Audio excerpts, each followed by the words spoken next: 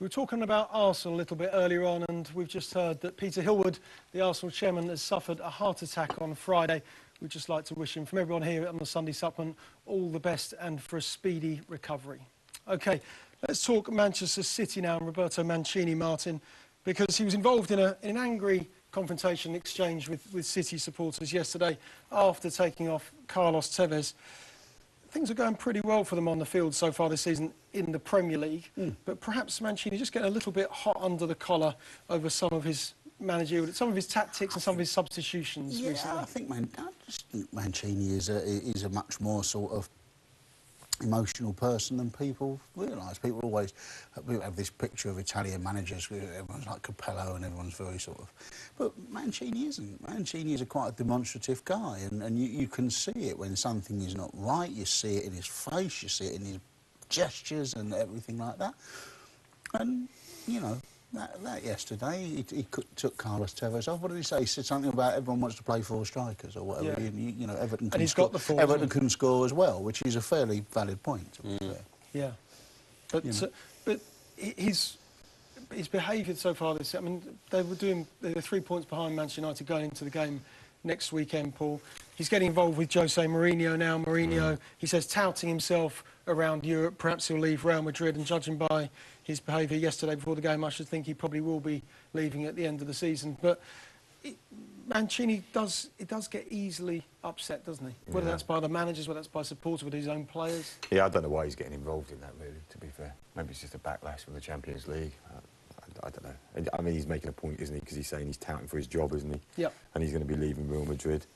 Man City's a difficult subject for me because I always get absolutely slaughtered by Man City fans for saying the wrong thing.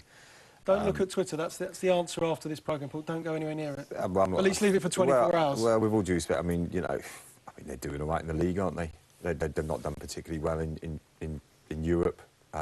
Is that the measure? I don't know. You'd have to ask the owners, wouldn't you, really? But in terms of the league, I think they're capable of going on and defending their title. Only 3 points behind Man United, and they've got the Manchester derby coming up, haven't they, as well? And the thing with Mancini, if they beat Manchester United, it'll be forgotten anyway. You know, it'll be swept under the carpet if there's a thing. But it's only a little does he fear, Paul, really? When he was asked the question about Mourinho. There's no love lost between the pair. Of course, Mourinho replaced him as the Inter Milan coach. But does Mancini fear the presence, the almost haunting presence of perhaps Guardiola, perhaps of Jose Mourinho, looking into... Because managers will look into next summer, won't they, and wonder what next. Yeah, the Champions League group stage exit did turn the screw on him. He made a very good job of saying, well, you can't win the Champions League in 2 years, it takes 5 or 10, and that's a fair enough argument. But he knows that City have underachieved twice in the Champions League, and therefore that there's extra pressure on him to retain the Premier League title. He knows that United signing Van Persie has upped the ante because there was, you know, it was goal difference last year. I think he can feel United breathing down his neck a bit this season. He can't be sure that he's going to retain the Premier League title. I think he's become a bit more volatile this season, and he seems to be, you know, taking against players a little bit. Lescott's an example. Lescott had a bad game, and he's just completely disappeared from the team. You know, I know they've got this. Nastasic is a very promising. And now talk of Lescott going on loan to Everton. Exactly. In January as well. Nastasic is a very promising player, I know, but it seems that. It seems that Mancini is perhaps a bit more extreme in his reactions at the moment, but it's probably those two factors. I think he's probably a bit more fearful of Man United, and he feels the heat from that Champions League situation. And Mourinho, you're right. Mourinho definitely got under his skin after that game when he said, you know, if I'd been knocked out of the group stage, I wouldn't have been able to. We could have predicted what he said. But he's vulnerable, Martin, because I mean the thing about Mourinho, let's be honest about it. If he falls short, Mourinho will be their first choice. I think they'll go for Mourinho. City would go for Mourinho. Maybe that's... Ahead of Guardiola? Yeah, I think they go for Mourinho. I think that's always been the manager they fancy. If he didn't... I mean, when he won the league last season, obviously gave him, you know, more time. But I think if he comes up short... Yeah. And now all the pressure is on in the league, well, isn't it? He has to retain the league. I would have agreed with you, but the place is teeming with ex-Barcelona people now, which will count against Mourinho, in a sense. You know, the two of them, the chief executive and the director of football are both Barcelona men. And would they want Mourinho there? I doubt it. I think the owner likes Mourinho there. It would be the owner's decision, do we expect to see Mourinho next season back in English football, Martin. Last night he made this grand gesture before they played Atletico Madrid. He walked out into the stadium at 8:20, as he said he would do in his pre-match press conference, to gauge the mood, to gauge the crowd, playing to the crowd as ever, and then he just turned on his heels and walked back into the dressing room. So it looks like it's coming to the end. Yeah, I mean, I like Mourinho. I think he's a wonderful manager. And as a journalist, he's a great character. He's gold, He's a great character to cover, you know, because he is so dramatic or whatever. But I mean, the club you're talking about there, Manchester City, what you'll remember with Man City as well was that that is owned by a branch of the royal family in the United Arab Emirates. It's owned by people that are in the room with presidents and with serious people, and have said that it used to be you walked into the room and now people ask about their football club. They're known around the world because they've got this football club, this big spending football club.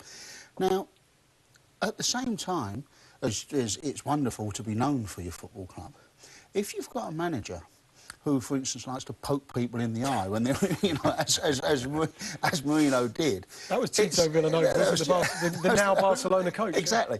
Right. So it's not. That's a little bit more of an awkward conversation to be the manager, to be the owner of the football club whose manager likes to poke people in the eye when they don't agree with him.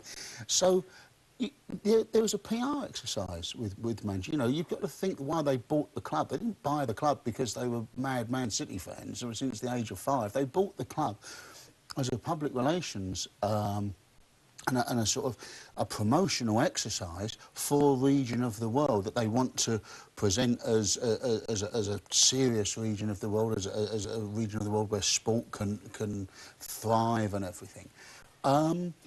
So really, they would seriously weigh up what Mourinho can do as a manager with the other aspect of Mourinho, which can be this very, very fractious relationship he can have with rivals and with authority, and it's an interesting call for them at Man City. I don't think they would necessarily.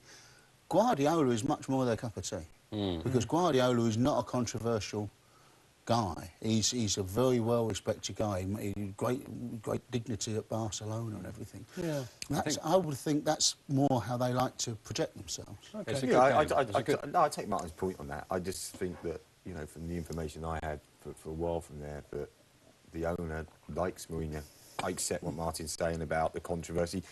Mind you, maybe they fancy going and talking to royalty about controversy and poking people in the eye and things. Maybe it spice up their life. I don't know. Paul, just want to have a quick word on Manchester United.